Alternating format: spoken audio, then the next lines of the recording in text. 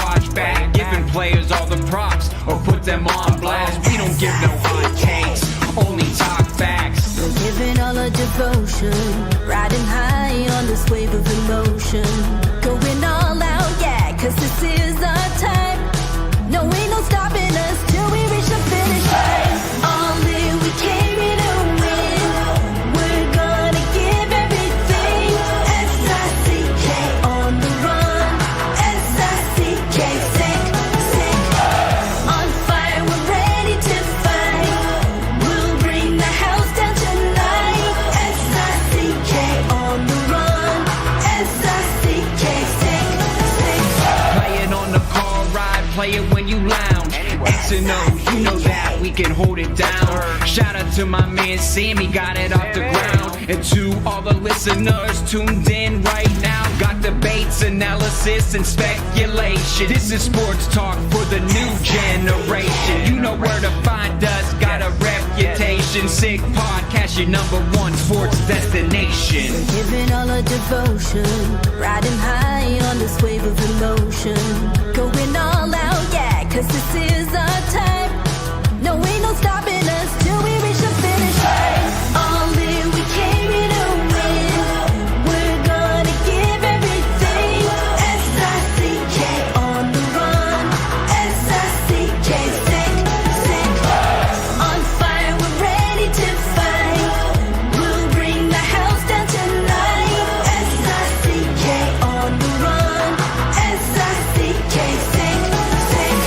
S-I-C-K is the sickest podcast. Tune in for the audio, or you can even watch back, giving players all the props or put them on blast. We don't give no hot takes, only talk back. S-I-C-K, S-I-C-K, S-I-C-K, S-I-C-K,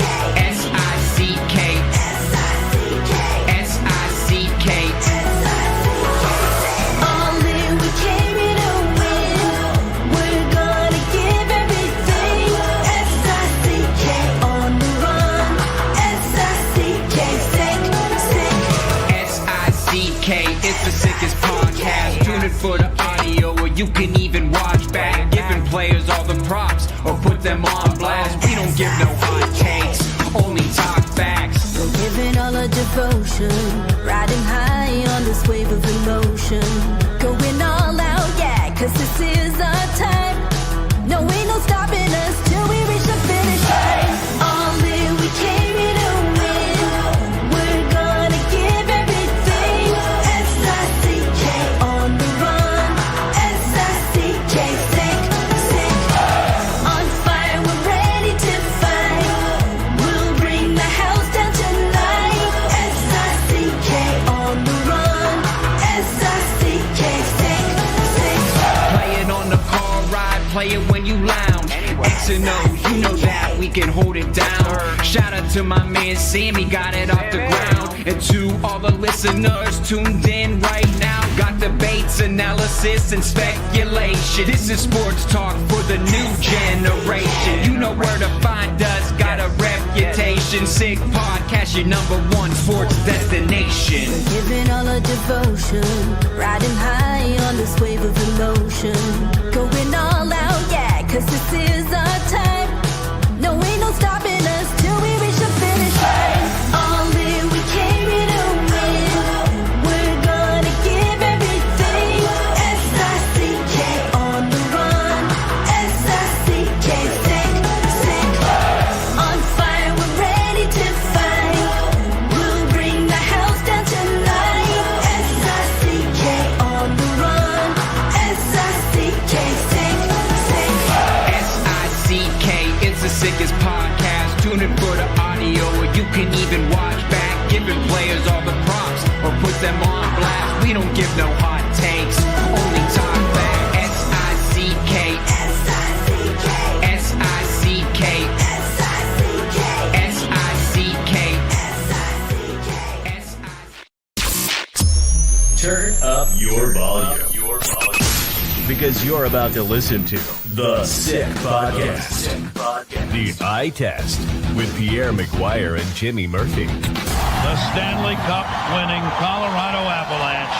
And after 22 years, Raymond Mark The sickest NHL podcast. Brought to you by TCS Customs and Logistics. Moving pieces, delivering peace of mind. It's gonna be sick. And welcome to another edition of the Eye Test here in the Sick Podcast Network. He is Pierre McGuire. I am Jimmy Murphy. We've got a great episode in store for you. Another big guest joining us today, Pierre.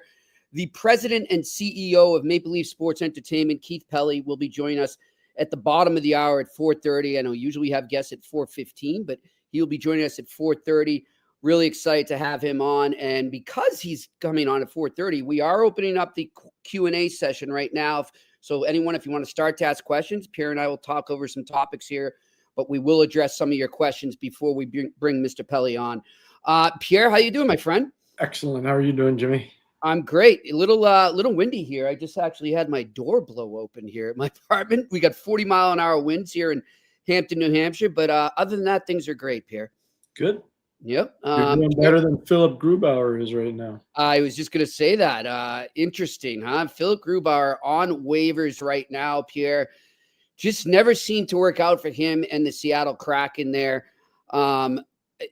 It's hard to believe, though, anyone can afford to pick up that contract right now, Pierre. No, he's on waivers. He's not getting picked up. He's got 2 years left at almost $6 million a year. His last 5 games have not gone well. Last night, he was not very good. And when you watch that game against Anaheim last night, there were guys that elevated. Mason McTavish had a real good game for him. Troy Terry had a real good game for them. But they got issues there in Seattle. And part of that, it's not so much Joey Decord. It's Grubauer, and he let some goals in last night that you wonder about. Yeah. So I understand. I think there's probably just a sense of frustration internally where they had to put him on waivers after last night. They had no choice. Well, I bet they're thankful that the Ottawa Senators didn't listen to you and keep Joey Decord there, and they wound up getting him after that because he's been, he hasn't been superb, but he's done the job for them. He's been a good goalie for them overall, in my opinion. So at least they have him, but it'll be interesting to see what happens there. Another play that went on waivers, actually, Pierre, Brandon Saad ends up doing a mutual termination of the contract with the St. Louis Blues there. What team you think might be interested in a player like Brandon Saad right now? There has to be something going because he cleared waivers. Because he cleared, he could have been sent to Springfield, which is in Massachusetts, which is where their American Hockey League team is. But because he cleared and they decided to terminate, he's the person that decides, I'll terminate. I got to think there's another deal for him because he's got this year left and next year left. And that's close to $5 million, $5.5 million. Yeah. So I got to think he's got something in the back pocket somewhere. Well, not him, but his agent does. I'd have to think. And I'm sure St. Louis is just happy to be off the hook for the dollars. Right. But that's – look at Brandon's a 2-time Stanley Cup winner. He won in 13. He won in 15. He's played almost 950 games. I think he's a little short. Counting his playoffs, he's well over 950. But he's over 900. He had some big-time power forward years playing in Chicago. He was a really good player. He's a kid from Pittsburgh, worked his tail off, played major junior hockey in Ontario. Very, very good teammate. Just, the past due date comes. Yeah, for all sure. And because of the way he played, but he's made a whack of money. He's done extremely well in it. I'm going to say he's made close to $60 million in his career. Mm-hmm. So, that's not an issue. I think he still has passion to play. I just don't think he can play at the same level anymore, Jimmy, that he used to. All right. And in some other kind of difficult news, the Montreal Canadiens, they lose to the Winnipeg Jets, but maybe more importantly, they lose a defenseman who's really been on the rise with their team and really helping them out. And that's Caden Gooley, who's out indefinitely after surgery on a lacerated quad, which does not sound too comfortable. I'm watching that game and I'm going, that's wacko. When I read because I thought it was going to be his knee or it was going to be his ankle. I think I told you that this morning. And I'm watching that and I'm going, okay, how's that a lacerated, upper part of your leg? Because that's where your pant is. Right. And I didn't see any skate go underneath his pant. I didn't see anything like that. To me, it looked like something crumpled as he went in because he didn't get touched. Yeah. Nobody hit him. He just went awkwardly into the boards. but it didn't look good right away. And boy, he's a tough kid because he skated off on his own power and he got in the tunnel, and you could see he was still trying to go down on his own power. I mean, a lot of respect for Caden, a lot of respect for that guy. On the other side of the rink, Pierre, Connor Hellebuck was tremendous for the Winnipeg Jets. I mean, when the Canadians did sustain pressure, he answered the bell for them. You know, a lot of talk today, Pierre, and I know that I get how some people think that goalies should not get the heart. I'm not one of them. I think if you are the most valuable player, I don't care what position you play, you're the most valuable player and you deserve it. Do you think he should be in the consideration right now for the Hart Trophy? Yes, I do. Like me. Doesn't mean he's going to win it. No. And there's a lot of racetrack left to cover. Right. But he definitely should be talked about. Now, if anybody that watched that Montreal-Winnipeg last night, you saw one thing. The first 10 minutes of that game, it wasn't even close. Montreal was all over them. Mm-hmm. And Hellebuck played well, and he got his team calmed down, especially after Slavkovsky scored to make it 1-0 Montreal. But, Jimmy, you could see now for him, the next step, I know people are saying, well, he's got to go to the Four Nations and play great. Okay, great. People in Winnipeg don't care about that. No. They want to get out of the first round of the playoffs, and they want to go deep. They want to go on a run. Yep. And Connor has to prove that he can do that. I'm not saying he can't, because I think he can. But I was shocked last year, and I know we were doing the show a lot last year when we talked about, okay, Colorado's playing Winnipeg. What's the one advantage Winnipeg has over Colorado? The goalie. We thought it was a goalie. Georgiev versus Hellebuck. And I will admit, I said that right from the start. Me too. And guess what?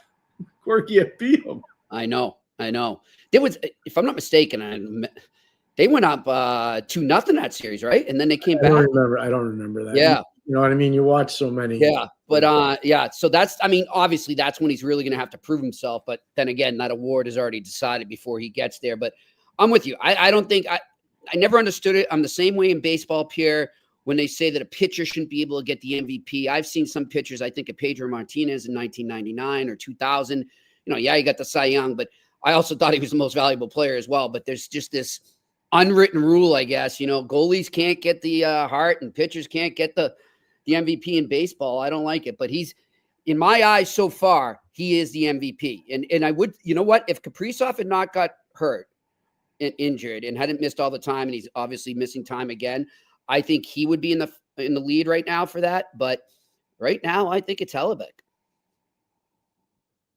I'm not going to say no, but I'm not going to say yes. I'm going to let it play out. How's that? All right. I'm going to let that play out. The one thing I do want to say, we've been big fans of Kyle Connor on this show for long before it was fashionable to be a Kyle Connor fan. And you look at Velarde, Scheifele, and Kyle Connor. Yep. Right now, best line. I'm not saying before or after. I'm saying right now they're the best line in the National Hockey League. And I agree completely. They are. Mark's playing the best I've seen him play, and like I watched him play a whack of times when he was very cold. I remember the late great Dale Howard-Chuck saying how great that kid was going to be. He's special. He's a special player, and he's really showing that now. Velarde was an amazing pick. The one thing I'll say about Winnipeg, their pro guys do a great job. Yeah. You look at, they get Iafallo, they get Velarde, they get Campari. Those guys all contributed to the game last night in Montreal. It's almost every game that those guys are making. They got those guys, for Pierre-Luc Dubois. Yep. It was now not even in LA. So, but I'm just saying their pro guys do a really good job. I give them a lot of credit. Like the guys they pick up are really good players. And so they deserve credit there. Winnipeg, Gabe Velarde's good, Jimmy. Yeah. I know people don't see him a lot. Gabe Velarde's really a good player. Yeah. And that line, what's amazing about them, Pierre, too, is they're one of those lines, when you're a really good line when you can change a game. Like, when the opponent starts to gain momentum and they think that they're going to get back in a game, it seems like they ramp it up again and they strike. They get a quick strike and boom, they kill the confidence of the opponent. Well, what's scary is we're talking about them being the best first line in the NHL or the best elite line in the NHL. Mm-hmm. What happens when they get Adam Lowry back and he's playing with Mason Appleton and Nino Niederreiter? What happens then? So I would say most people would say that's probably the best depth line in the NHL. Mm-hmm. And I would agree. We talked about that line ad nauseum at the start of this year. Right from the first night, you're like, if these guys keep this up, they're going to be scary. They're going to be good. Then you look at Josh Morrissey and how good he is. You look at the development of Neil Pionk, who was a good New York Ranger, but has become a really good Winnipeg Jet. You look at all the stuff they got going on there. Vastly underrated organization. Winnipeg. Vastly underrated. And as I was saying about that line, I think the whole team, Pierre, is, you look at them, they hit some bumps, but their bumps aren't too long. Like, they'll lose a game here, but they correct their mistakes right away and they bounce back. They don't have any prolonged losing streaks this season. I think the longest might have been 2 games to this point. And that's pretty amazing. I know they won 15 of their first 16. I know that. So you can have a little bit of Pierre, you coach teams, like you're part of teams like that in Pittsburgh, where I remember you guys, and I don't remember many long losing streaks of those 91, 92 teams, the way they played. That was internal, and it started with Craig Patrick's message to Bob and Bob Johnson's message to the players, and it was good teams don't lose 2 in a row. Yep. And they definitely don't lose 3 in a row. Mm-hmm. So there was always internal pressure for guys to stand and deliver. And then the second year, we had so much experience, just everybody, whether it was coaches, players, trainers, management, Trottier, I keep going, Kevin Stevens, getting Rick Tocchet at the deadline, getting Shelley Samuelson, those guys, they were nasty pieces of business. We get, like, if you wanted to play a fast skill game, sign us up. We could do that. You want to play a special teams game, power play versus penalty kill, sign us up. Sign us up. You want to play a run and gun, like in your face, let's just trade chances. Tommy Barrasso and Kenny Reggett and even Frank Petrangelo, like, okay, we'll do that too. Yeah. But if you wanted to get down in the gutter and start fighting it out, sign us up. Yeah. Sign us up. Like, look at the guys we had Phil Bork, Troy Loney, Brian Trottier, like Kevin Stevens. Go look at the guys we had. Rick Tocchet. Yep. Like, we had mean players, not mean people. Mean people on the ice, nice people off the ice. We had mean guys. Yeah, you did. And I'm not putting the Winnipeg Jets anywhere near the level of those. No, but I see a lot of similarities. I'm glad you brought it right? Up. Yeah. Yes. Okay. So that's where the pressure is, though, Jimmy. I'm glad you brought it up. The players, as they're built, are good enough. Yep. I still think they need a little more on defense. That's just me. I'd agree. I think they need a little. This is all going to come down to Connor Hellebuck.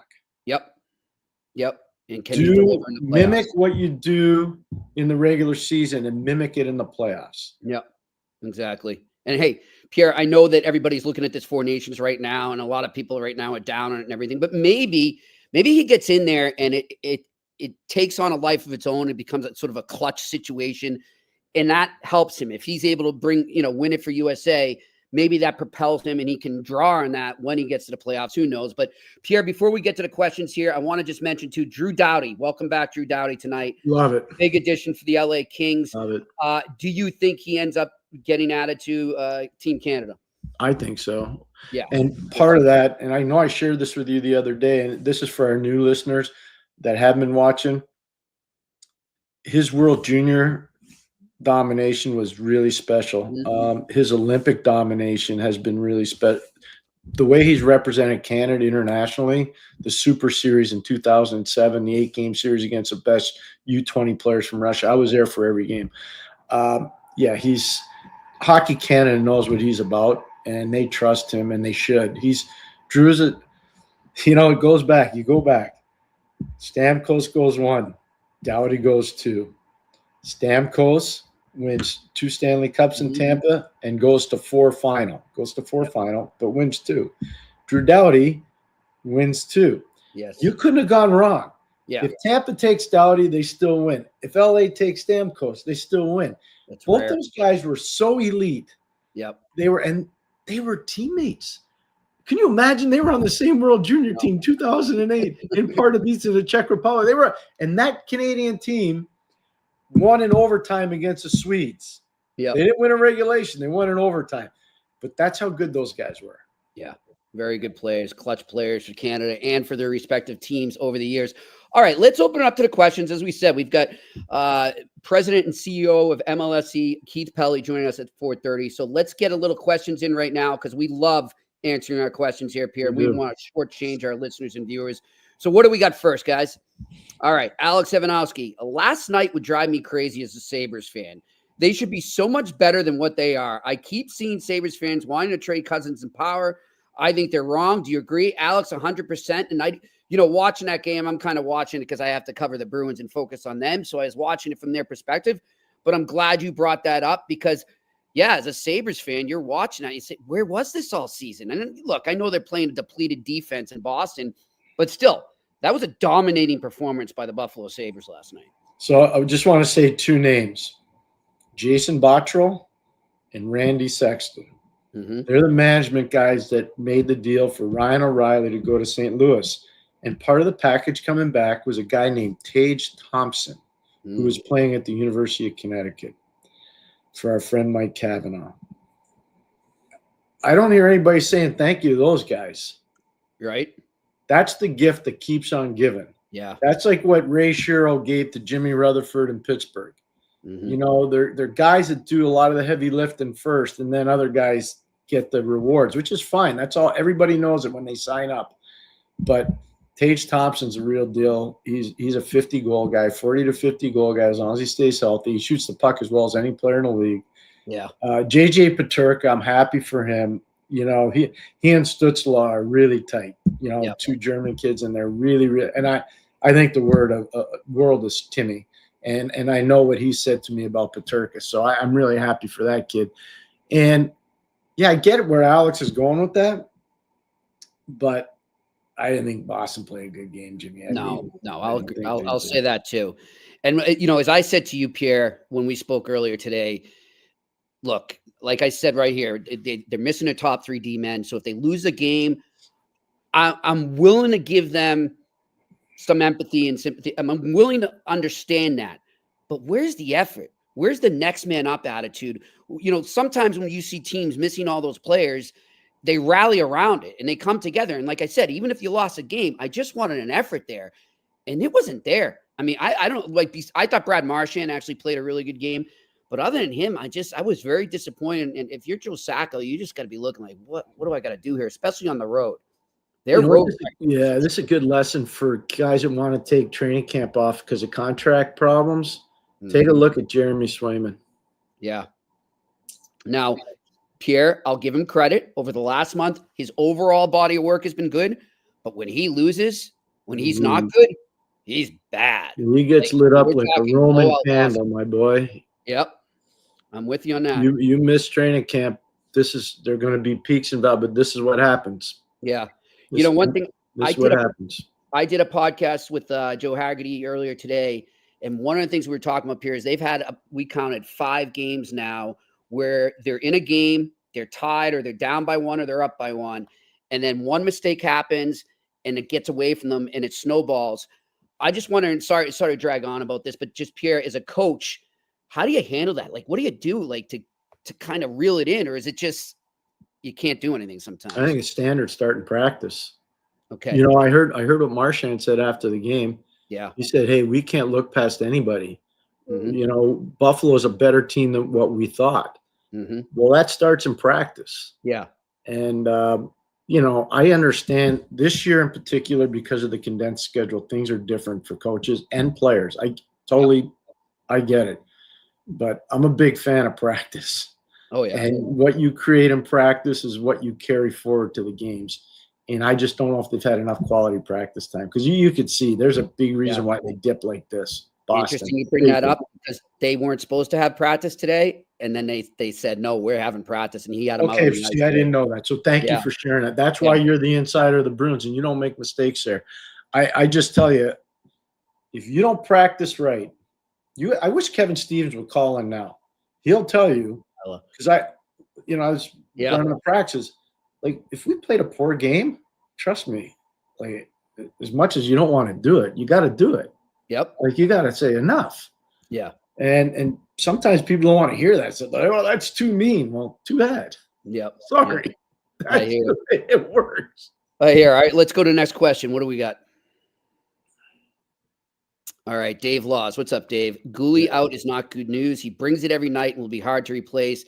I guess Struble will get the start. What will the defensive pairings look like, Pierre? Yeah, well, Struble go on the left side. I don't know what they're going to do. I got to think that Lane will probably stay on the right side for now. Matheson was on the left last night with Carrier. I don't know what, obviously Savard's not going to play on the left side. I'm surprised, Jimmy, and I said this last night with our good friend Tony Marinaro and a guy that I really enjoy working with, Maxime Lapierre. I thought, I don't know why Logan Mayu's not getting called up. Logan Mayu in 2 games in the American League this weekend had 3 goals and an assist.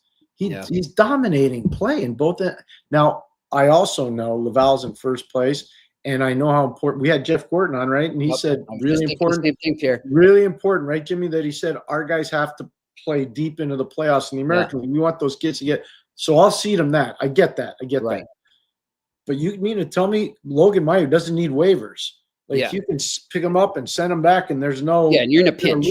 You're in a pinch right now, so why not? You got to win these games. So they play Minnesota tomorrow. Minnesota's in Toronto tonight. Then they go Anaheim, San Jose, LA. Then they come home, Jersey, Tampa, and that's a back-to-back at home, Jersey, Tampa. Then they're done for a little while. Yep. I wouldn't be messing around right now. And this is not a knock on Jaden, by the way. No. But I think they need a little more push from the back end, and I think Mayu can give them that. But we'll see. All right, next question. What do we got? Entertap. What's up, Entertap? Hi, Jimmy and Pierre. What are your thoughts on the possibility that some players selected for the Four Nations tournament may be pulling out? That's their prerogative. No problem with it. Zero problem. And I understand Alex Pietrangelo, Jimmy, and so do you. He's an older guy. He's played a lot of minutes. He's been the captain of a Stanley Cup winner. That Stanley Cup final when they played Florida in Vegas, that was not easy. 2 hot cities. People don't realize what that takes a lot out of you. Yep. So no, I get it. And he's got a young family. They've had some stuff go on at home with young people's health. So no, I totally understand that.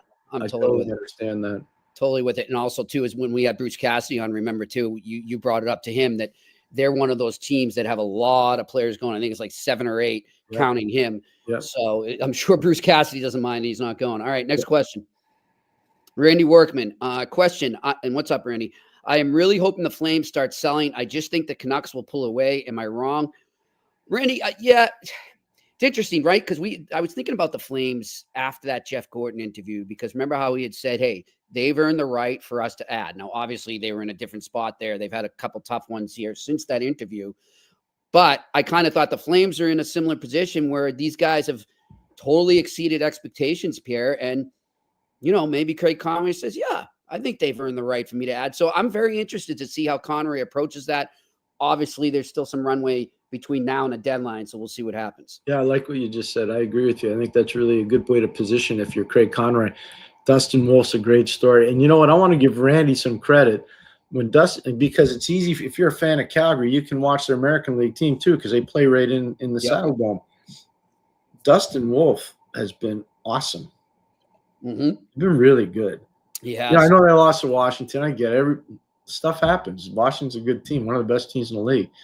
But Dustin Wolf's been good. I'm just going to say one thing. I hope Conroy gets this intel too, because I like Craig a lot. Don't trade Rasmus Anderson. No. Just get him. Just don't trade that guy. Yeah. You need to keep some guys. Yep. And I know he could bring a whack of stuff. I totally understand that. Yeah. It's harder to find guys like that. It is. It's harder to find guys like that. I'm with you on that. They should keep him. All right, next question. Alex Ivanowski. All right. Do you think Chicago, since they called up some young guys, has started to become more like San Jose in their rebuild? They still stink, but are more entertaining developing kids. Alex, I don't see that right now with Chicago. I'm very worried about that rebuild. I even like if I think back to a year ago from now when Pierre and I were wondering and a little worried about the San Jose one, are they going in the right direction? Are they bringing in enough players to sort of, serve as a blanket, so to speak, around the young players? And I don't like where they're at right now. Pierre, I don't know about you. No, I'm with you on that, but I liked their game last night in Tampa. I was impressed. And what I really liked when I saw Reichel make the drop pass to Landon Slaggert, and he slammed that thing home. I'm a huge fan of this. Like, you met the father in Ireland. He's an assistant coach at Notre Dame.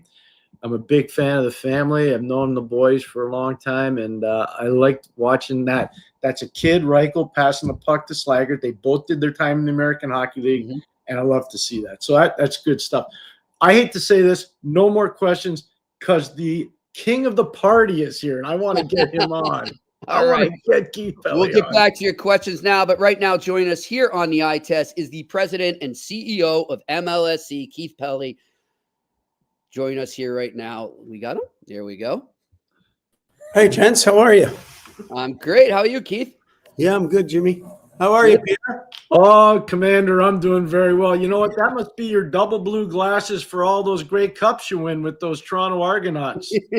You know what? I have these glasses for the Leafs and for the Argos, and I've got red glasses for the Raptors and TFC. See, Jimmy, I told you, Beautiful. there's nobody better prepared than Mr. Pelley. Nobody. You've got to have it. Today's a Leaf game. So I'm not gonna wear green glasses on this. Playing tonight.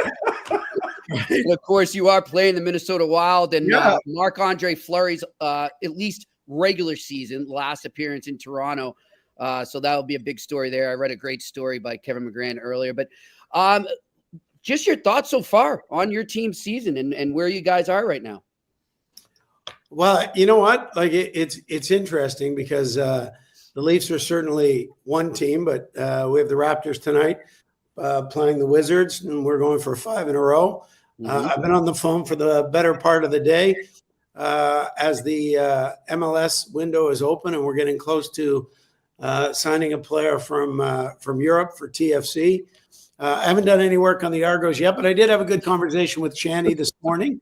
I guess it's fascinating because I haven't watched this much hockey I've been in Europe for the last 9 or 10 years. So, and I skated the other day for the very first time in 11 years, which was pretty embarrassing. Wow. I was on the ice with Shanny, and he made me a couple passes, which was pretty embarrassing. And after about 3 or 4 laps around, I had to go sit on the bench and make sure I didn't throw up. Right? Keith, what a lot of people don't know about you is you ran the DP World Tour for a long time. How did that help prepare you for this job? Because you got to juggle so many balls right now in Toronto. Well, I think that's an interesting question. Yeah, it was the European Tour when I took over, and then we did a big deal with DP World and renamed it the DP World Tour. The interesting thing is golf is so different because it's an individual sport. The only time that you saw the tribalism was during the Ryder Cup, and that was of incredible it was just unbelievable to witness how really tribal it was, and we won in 2018 with the very first time that I was there. Winning was, well, we lost in 2016, and I was there in 2018 when we beat the Americans, and we beat them in Rome, and it was incredible. But the rest of it is an individual sport, so it's completely different. How it would have prepared me is based on every single week you build a new city in a different country. So we played in 45 different countries through our 3 tours, and we're building a new city every single week. Like if you look at the Canadian Open, can you imagine building that 1 week in Ireland, the next week in Scotland, then in Italy, then you're going to the Middle East, you're doing it in Abu Dhabi. So it's no different. Yesterday, some 41 was here. Today, the Minnesota Wild and the Leafs are here. And then you'll set it up for basketball. So I think one of the preps was understanding how important conversions is and how quick to do it. The other thing was understanding different personalities, right? The Raptors are different than the Leafs, different than TFC, different than the Argos, different than the live business. And that's the same thing. In dealing with people in Germany is different than dealing with people in France, is different than dealing with people in Abu Dhabi, in China. So I think the way it just changed my whole perception of the way that you get business done. And I think the complexity of the European Tour overall was what really helped me, I think, in this job. But Jimmy, to get back to your first question, after what is it, 51 games and you're leading the Atlantic Division? Mhm. Yeah, well, sure. I've got a great smile on my face.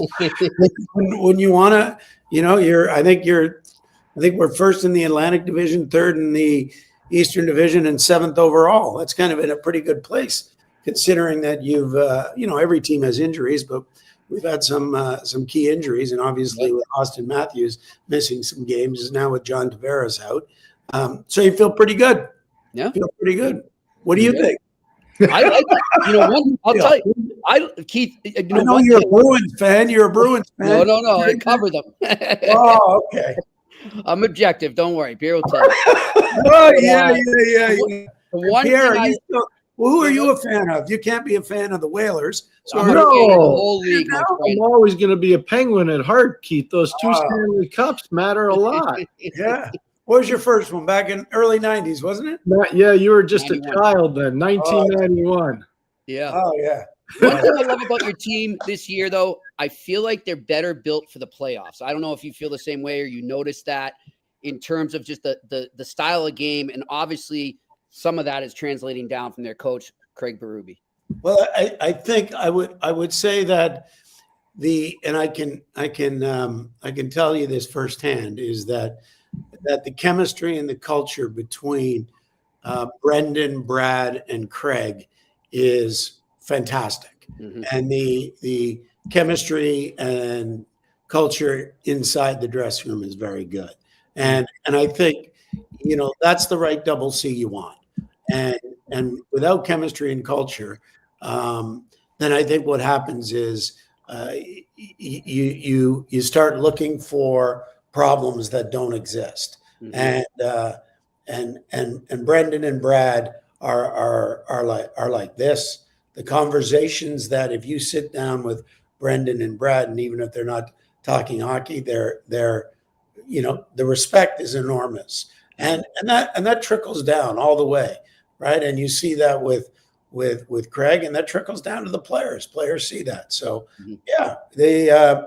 I think they would answer the same question. They feel pretty good at this particular time. But this is my first foray in the National Hockey League and back in Canada in some time. And I would say that the greatest attribute of the NHL is the competitive balance based on a hard cap. Mm-hmm. Right. And people talk about, oh my word, I better trade that person or I won't get anything for them. Well, I can tell you, you'll always get something, and it's called cap room. And that's a great asset. And that exists in the National Football League, it exists in the NHL. But based on the fact that free agency is such a critical component of this game, cap room is an asset. Mm-hmm. And the competitive balance, you guys, it's tough to win. It was easy back in 91, 92. But after that, it got really difficult. That's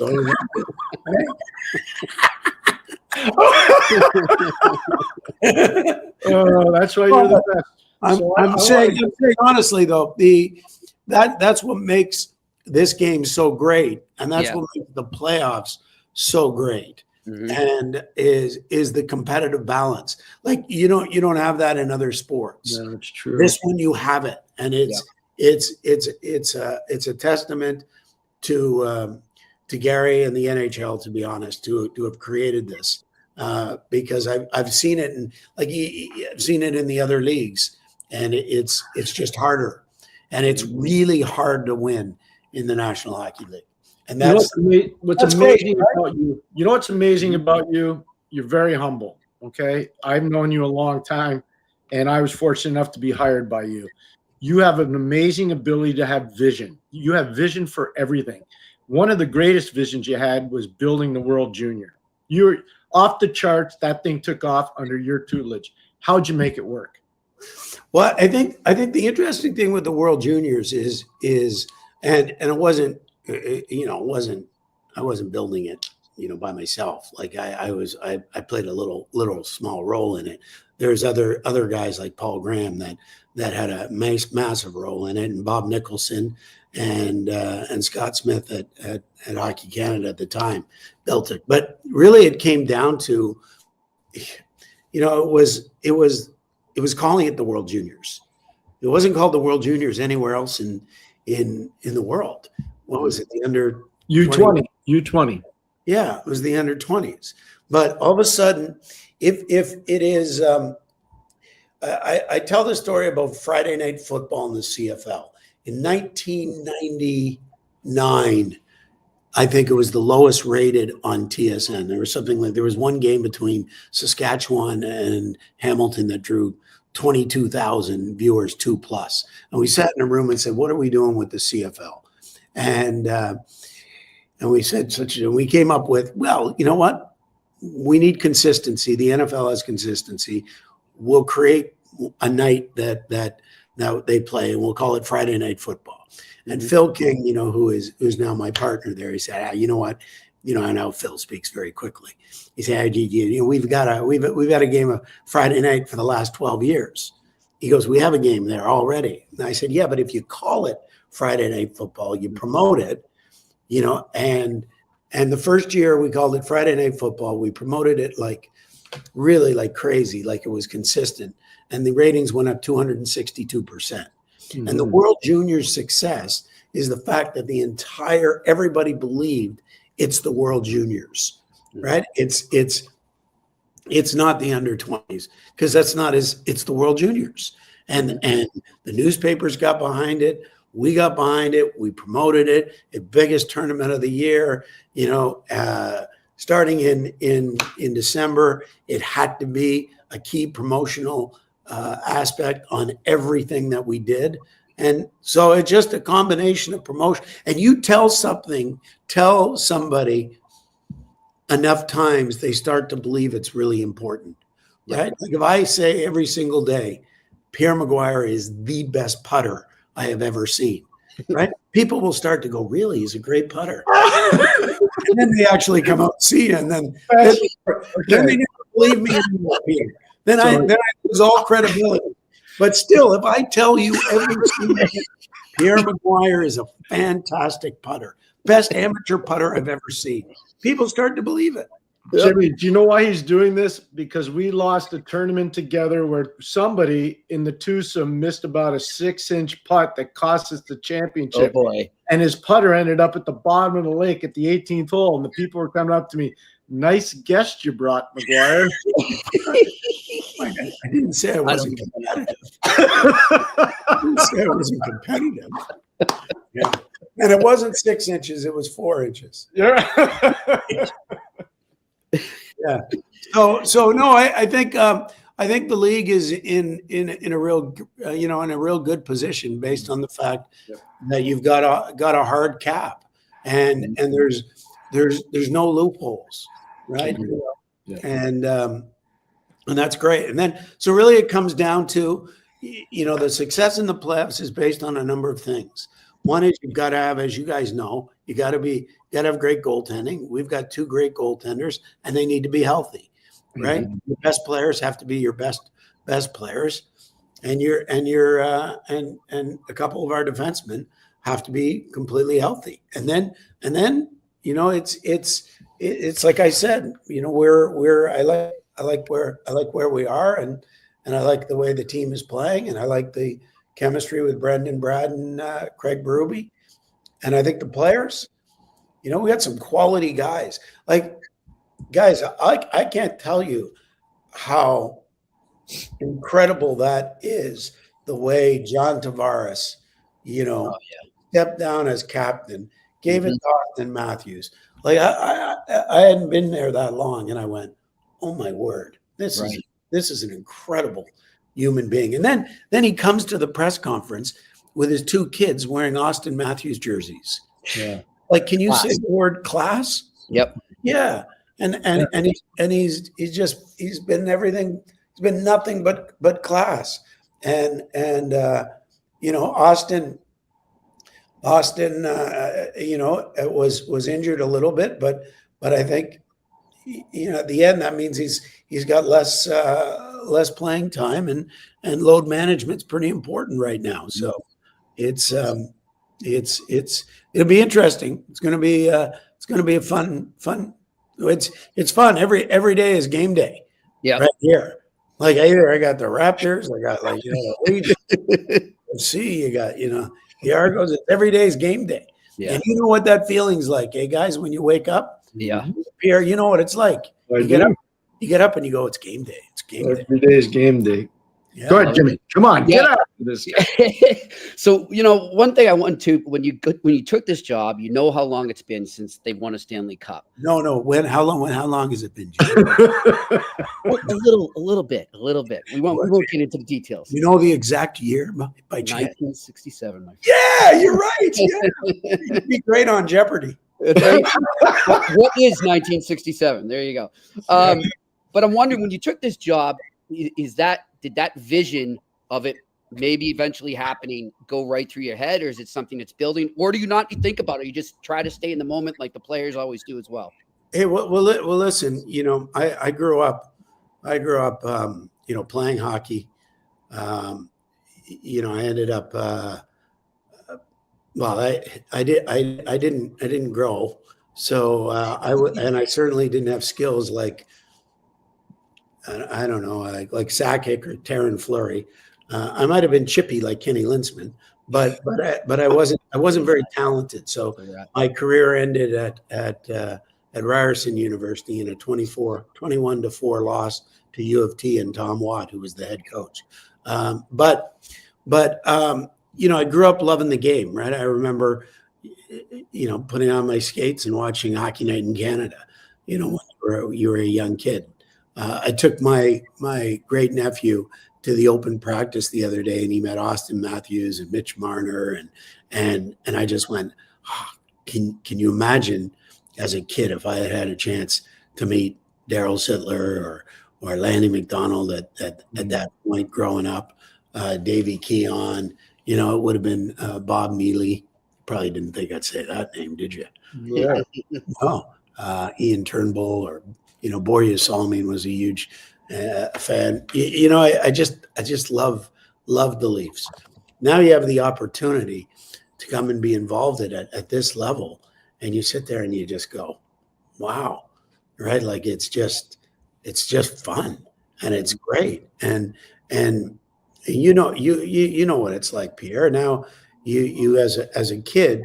You're getting hockey cards and you're saying we should trade them. And now actually you're involved in it. Yeah. And when you're involved in a team, and that's the fundamental difference between this and the tour. There's nobody that loves Rory McIlroy or Tommy Fleetwood or Justin Rose more than I do. But really, it's not the same. You're not, as much as I cheer for Rory and cheer for those guys in every major, it's not a team. And now you're involved in a team, and it's your childhood team. So how do you ever say no to that? Then you throw in the Raptors and TFC, and I love soccer, and I was a really, really good basketball player. Well, on the 5'2" and under team in grade 8. But so you throw it all together, and you go, what a great opportunity. I call it a privilege.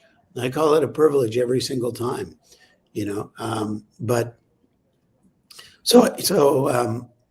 I get excited. Like I look at the time now and I go, okay, 5 o'clock, I go home for 15 minutes, and then, you get ready, and I get so excited to watch the games. That's awesome. And it goes like this too, right? Like I'd forgotten I saw it at the Ryder Cup, pretty down after we lost in 2016, but not even close like when we lost in Game 7. Now and I had just started here then, and when we lost to Game 7 to the Bruins last year, you're like this, and then you just come crashing down. Yeah, I went, wow, and then I get back. By the way, I get back to the office. And and 2 days later, a box of jerseys arrive, right? And that's when I went, oh my goodness, box of jerseys arrive, like with a Matt Sundin jersey, a Tiger Williams jersey, scarves, banners, and it's a fan that says, "I'm done with the team." Right? Here you can take my memorabilia. No longer cheering for the Leafs, and you go, my goodness, the pent up demand in this city.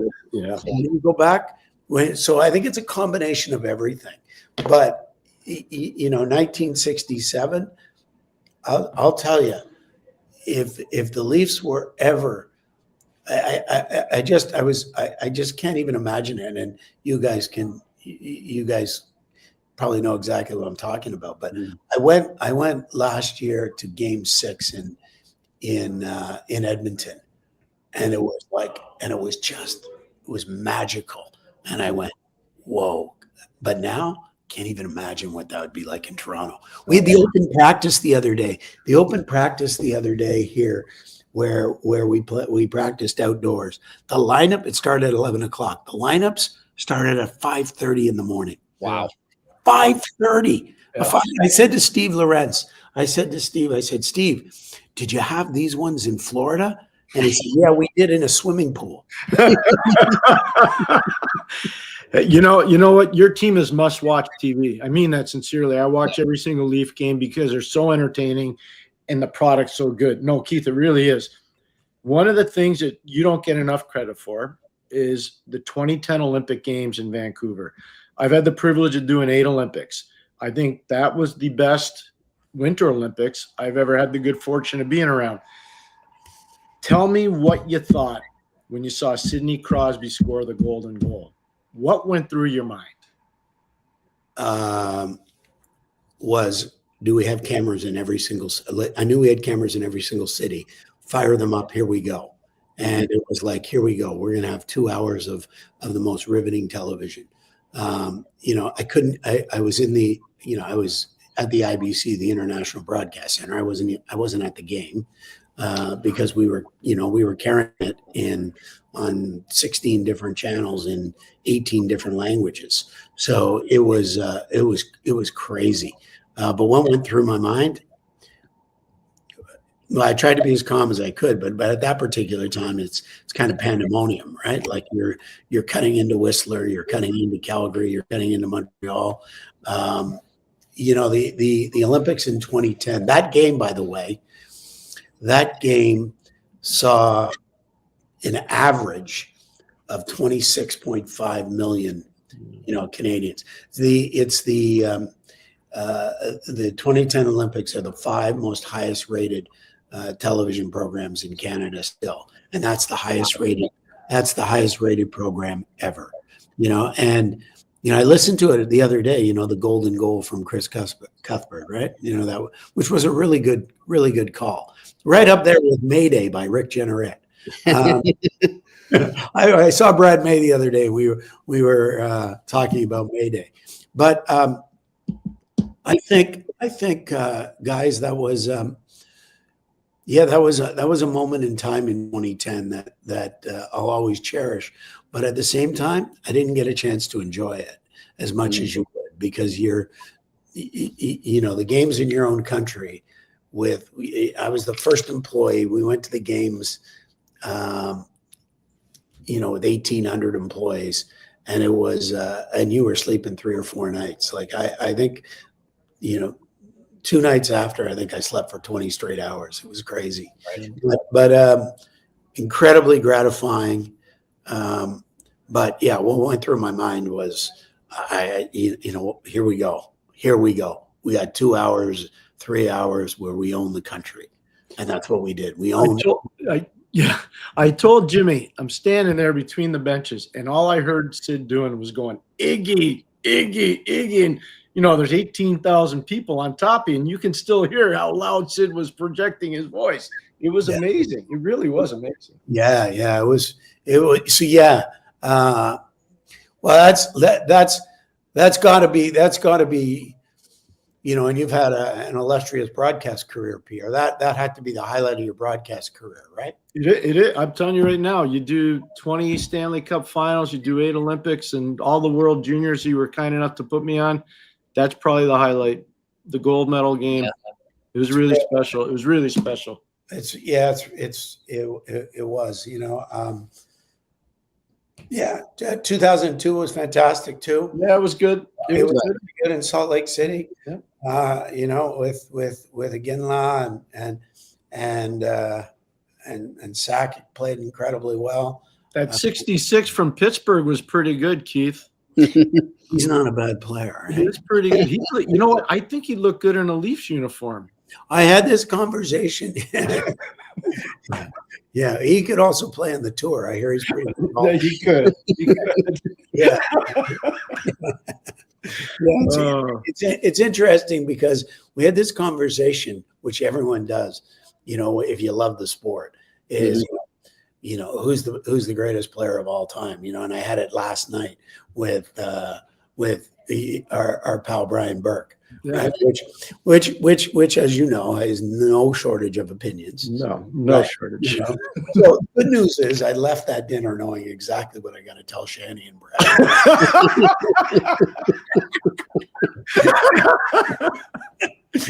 I love you, Berkey. Hey, you're the best, my man. You're the best. He's the best. Jimmy, we got to let him go. He's got games.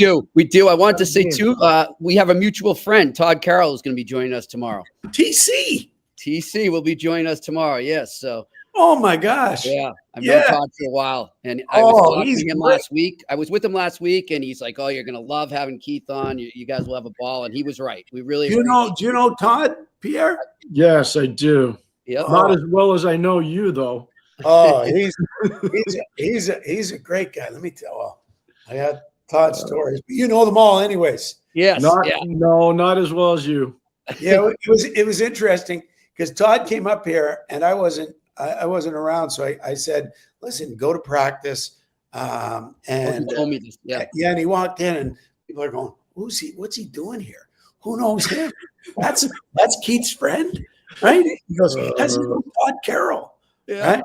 Todd has been my boys at Sacred Heart University, and he has been a true mentor for him, and I'm very, very grateful for him. But I'll tell you one thing: when he played, I heard he had great hands and was tough as nails.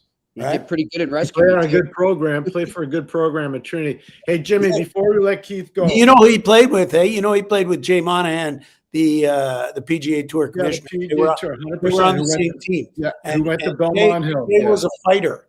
Jay was like he could battle. Yeah. Jimmy, last year, I'm going to say probably September.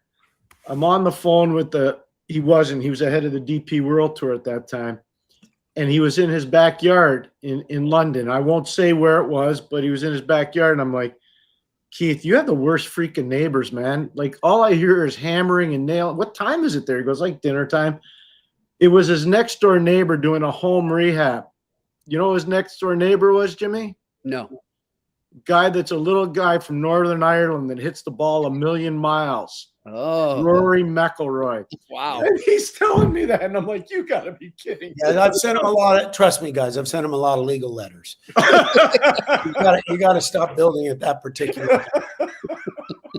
Oh, you are amazing. I'm so Thank happy you so much. Hey, thanks for inviting me on, guys. Be good. Are you going to come to the Four Nations? Yeah, I'm coming. Absolutely. Okay, so I'm going to find you, and you and I have to have supper. Okay. Yeah, done. I will find you. Thanks, Keith. All right. Thanks a lot, Keith. Nice to meet you. Thank you very much. See you guys. Do my best to TC. You will. Keith Okay, bye. Pelley joined us, the president and CEO of MLSE, joined us here on the Eye Test. Pierre, he was as advertised of what you told me of him, and even better. The first contract I ever signed at TSN was right after the Olympics in Australia. And I sat in his office, and he says, "I'm going to give you a 3-year deal. Is that okay?" I'm like, "Yeah, thank you. I'll take that." And after 1 year, I get a call to go in his office. And I'm like, "Oh, man, I can't believe I butchered this after 1 year." And he said, "We're ripping that contract up." I'm like, "Uh-oh, what did I do wrong now?" Oh, and he goes, "We're going to extend it to 5." Wow. And the first 5 years that I worked for Keith, every year I got a new contract. Wow. I'm not kidding you. Wow. And, if he had stayed there, who knows? I maybe wouldn't have gone to NBC. I don't know. Yep. But if it's, he doesn't talk, he never brags about himself. He never, No. I'll brag for him. He broadcast the NFL on Fox Nobody knew that except for, he talked about Friday Night Football. Nobody knew that in Canada. Very few people knew. But he was one of the top mobile producers for football in the United States when Fox first got the package. Wow. He was, and nobody knows that. Like we used to play a lot of golf together, and he's one of the most competitive people I've ever met. Well, it'd have to be. He'd have to be to do everything he's accomplished, Pierre, in all the different fields and different areas of sports that he's done. The Leafs, the Raptors, the Argos, MLSE, all the concerts, the soccer. He, just so everybody at home knows, he rushed out of a meeting with FIFA because Toronto's hosting the World Cup. Well, Canada is. Toronto's just to come on the show. I'm just telling you, like, I'm so grateful for his friendship. Yep. And that Olympic Games, you saw how he was getting emotional.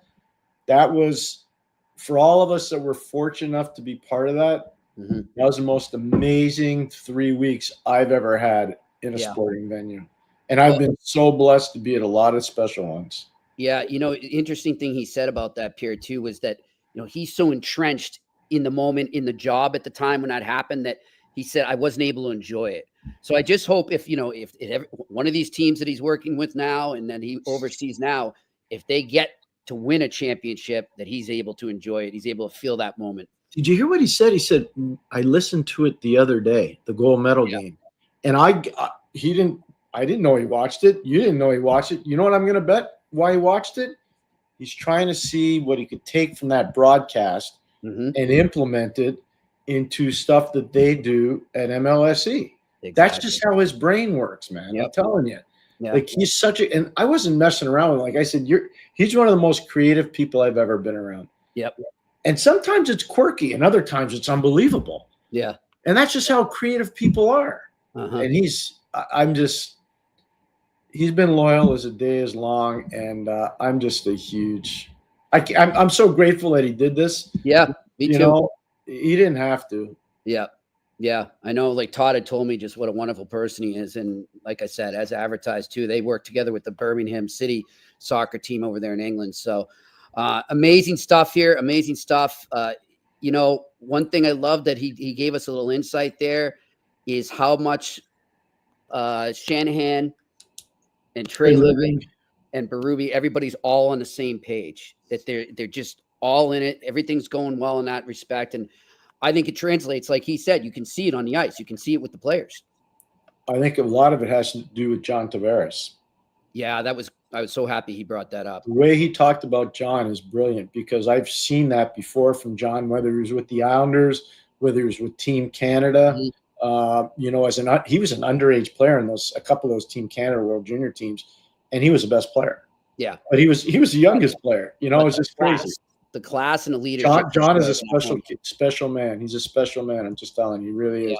And I'm so happy the way. Obviously, he's been injured, but he's coming back now. Stolars is coming back now. Toronto's must-watch TV. They really are. They're a fun team to watch. They're great. I agree. So why don't we do some ads? Yes, with our sponsors, and then let's take some questions because I don't want to leave anybody hanging out there. I'm sure there are a lot of Leaf people. I'm with you, and you had a good segue there. So let's get first to the Four Nations. I want to let everyone know, in case, as we remind you every day, but we'll continue to do so because we are getting close now. Do you realize, Pierre, it starts 2 weeks from today. The Four Nations face-off will kick off at the Bell Center in Montreal, and we, from 6 to 7 p.m. that night and every game day, we will be over there at McLean's Public House, teeing you up for the Four Nations. We have some great guests down there that we're working on right now. We're really excited that Stu Ashton, owner of McLean's Public House, is having us there. We're excited to be part of it with why am I blanking my mind here? No, I was going to say Sam Adams, but that's Boston. So we will be up there at McLean's Public House. Really excited about that. Again, 6 to 7 p.m. every game day, and Jägermeister will be a part of that up in Montreal. And then when it goes back to Boston, we're going to be at West End Johnny's, 138 Portland Street in Boston before every game, same time, 6 to 7 p.m. I want to thank Sam Adams and Boston Beer Group there. They're going to be promoting their wonderful Sam Adams Cold Snap and the Sun Cruiser drink. I've had those. Like I said, they're pretty good, really big with the college kids. And speaking of college kids, we will be at West End Johnny's before every Beanpot game from 3 to 4 p.m. on both Beanpot Mondays, starting this coming Monday on February 3rd. And then again on the 10th, we'll be there 3 to 4 p.m. Again, it's 138 Portland Street in Boston. Looking forward to that. We're lining up some guests as well for that. Also want to tell you about our wonderful sponsor, TCS Customs and Logistics. Unlock the full potential of your shipping operation with TCS Customs and Logistics from around the corner to around the world. Flatbeds to air freight, customs clearance to drawback consulting. TCS is a one-stop shop for all things transport, moving pieces and delivering a peace of mind. For no obligation customs or freight quote, contact sickpodcast at shiptcs.com. Again, that's sickpodcast at shiptcs.com. And of course, our other sponsor is Betway. You can go over there right now. They're still running that wonderful special right now.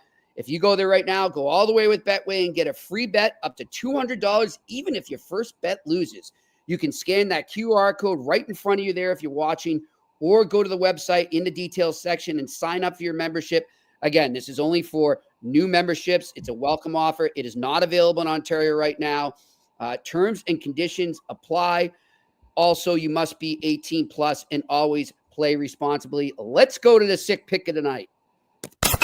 It's time for Sick Picks, brought to you by Betway. Well, Pierre, in honor of our guest, Mr. Keith Pelley, I will go right to Toronto, where the Toronto Maple Leafs are hosting the Minnesota Wild. Right now, the Toronto Maple Leafs, you can get them on the puck line, -1.5, so they have to win by 2, at a +164. I like that bet. I like the Maple Leafs to win by more than a goal. Minnesota obviously battling a lot of health issues. They just lost Kaprizov again. It's a big game for Toronto. This is also, I was reading up on this game earlier today, Pierre, because of the Four Nations, this is the last home game that Toronto have until February 23rd.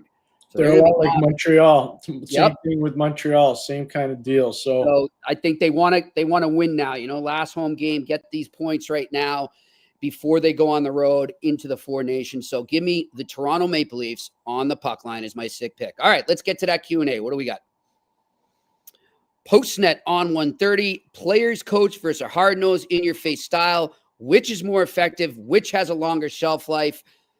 That's a great question, Pierre, and I think even more so because of the generation we have now. And obviously, as time changes, generations change, different groups of players respond differently to each type of coach.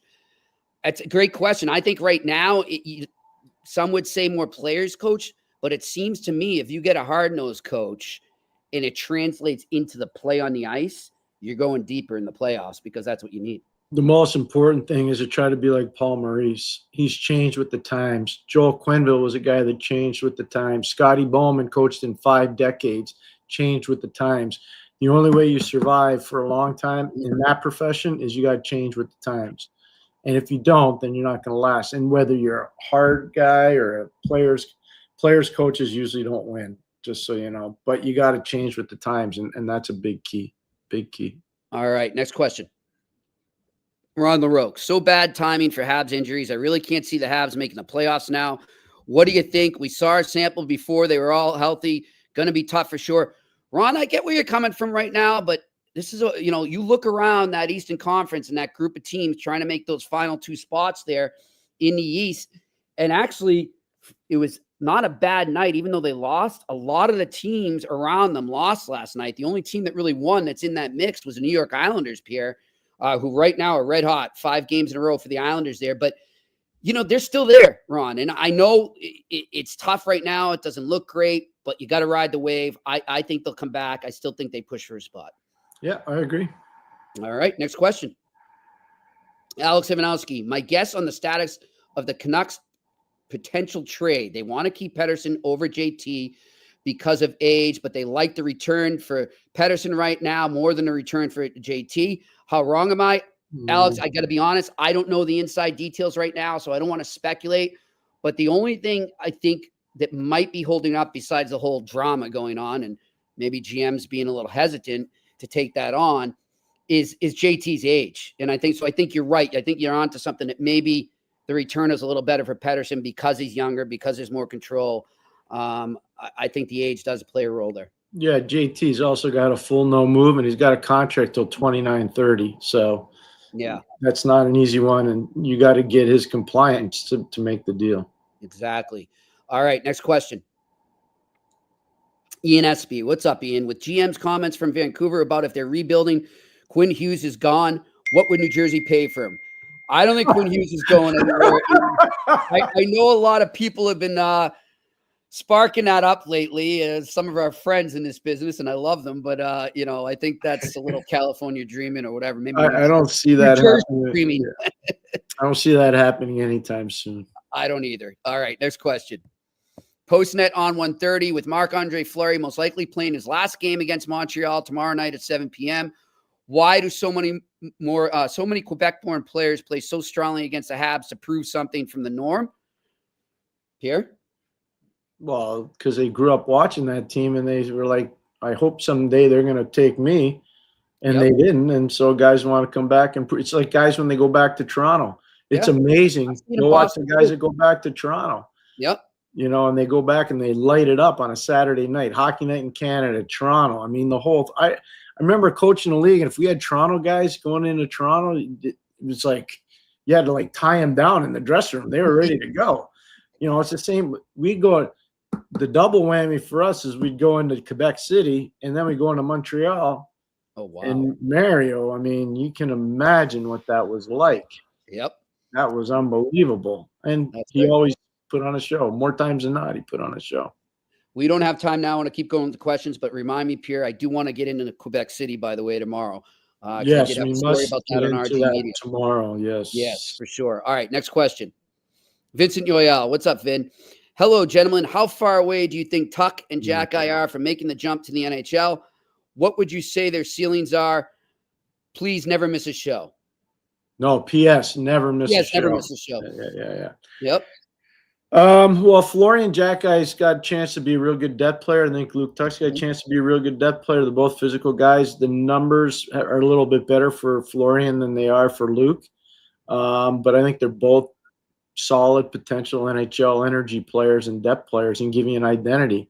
But they're going through their trials and tribulations. Not easy league to play in. Every night you get challenged. You play 3 games in 2.5 days in the American League, and you're not flying on a charter and you're not staying at the Four Seasons. So it's a little different. But I think Montreal's doing an amazing job with all their guys in Laval. They really are. And we had Jeff Gordon on, and he was talking about that as well. Yep. And as you said earlier in the show, how important it will be for them to have a playoff run. All right, next question. Renaissance Resistor, what's up? Thoughts on Malkin or Cousins being trade targets for the Habs? Malkin's hurt right now. I can't see that being part of it. And Cousins, I'd be shocked if Buffalo traded him within the division. I mean, I know they've done it with other teams, especially Boston, but I'd be surprised. I don't understand the rush to trade Cousins either from Buffalo. All right, next question. Randy Workman. So what do the Habs do? Are we seeing the Habs go after a vet D-man at the deadline? I think they need more. They need maybe another center, like a third-line center, a depth center, Pierre. What do you think? I can see him going after a center and a D. So both. Yeah. All right. Next question. All right. Postnet on 1:30. When a period-ending goal is scored against with seconds left, is this not unsettling to the team and coaches in the locker room afterwards? Is there not a plan in place to try to prevent this? Well, you're talking about last night with 2.5 seconds left, Montreal, Winnipeg. Yeah, nobody wants that to happen. Stuff happens, unfortunately, whether it's the start of a game or the end of a game or end of a period. Stuff happens. It's not always going to be perfect. Yeah, the perfect plan is you have the right people on the ice and the other team doesn't make a skillful play and the puck doesn't end up at the back of your net. Feel bad for the coaching staff on that one. I feel bad for the players that were on the ice on that one for Montreal. But I also think you got to celebrate the greatness of Winnipeg on that play. That was a special play. All right. I think we got one more question. Or is that it? I think that might be it, Pierre. Yep, that will be it. And nothing was better than Keith Pelley. And we get great questions from all these different people from all over the place, and they're awesome. Keith Pelley was unbelievable. He really was. I love his energy. I love his vision, as you brought up there. Really was amazing to have that conversation with him. We want to thank him. I want to thank his assistant, Rebecca, for helping facilitate that with me. She did a great job. Thank you to them. And thank you, Pierre, for setting that up as well, my friend. No. That was great. You're lucky to No, come. Rebecca stepped up big. I'm really excited. I look forward to meeting her and Keith up there in Toronto. But yeah, no, that was nice. It was really good. That's a really healthy perspective. If you're a Leaf fan and you see and hear what he has to say, you're like, okay, I got confidence. Yep. If you're an owner of another team in the league, you're like, okay, how do I find that guy? Yeah. How do I find a guy that's like him?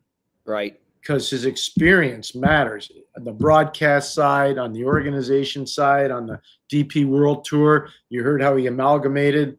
It was just the World Tour. And then he brought them all together, doing business in different countries, different, setting up every week like it's a Super Bowl, because that's what it's like. Yep. So all those different life experiences for Keith make him a perfect hire to run a conglomerate like MLSE. And the Toronto Maple Leafs too. And like you said, it could be something if they ever finally pull it off. I'm sure it's going to be a fun time. Can I just tell you one thing? I was there when he won the Grey Cup as a president of the Toronto Argonauts. Okay. If he ever won the Stanley Cup, I can't even imagine what would be going on. Well, He is the most intense but fun. He's intense but fun, because sometimes people are just intense and they're not fun. Right. He's intense but fun. Right. Of any person I've ever met. Yeah. Yeah. And I mean, I've told you this before, Pierre. I think the day it's going to be much like when the Red Sox broke their curse. It's just this city's going to exhale, and it's going to be such a long party if they ever do it. So good luck to Keith and to the Toronto Maple Leafs with that. Want to thank our folks up in the studio in Montreal, doing a great job as always. Thanks to you in the Q&A section there for your great questions, and to our listeners and viewers out there. We appreciate it. He is Pierre McGuire. I am Jimmy Murphy. This has been another edition of the Eye Test on the Sick Podcast Network.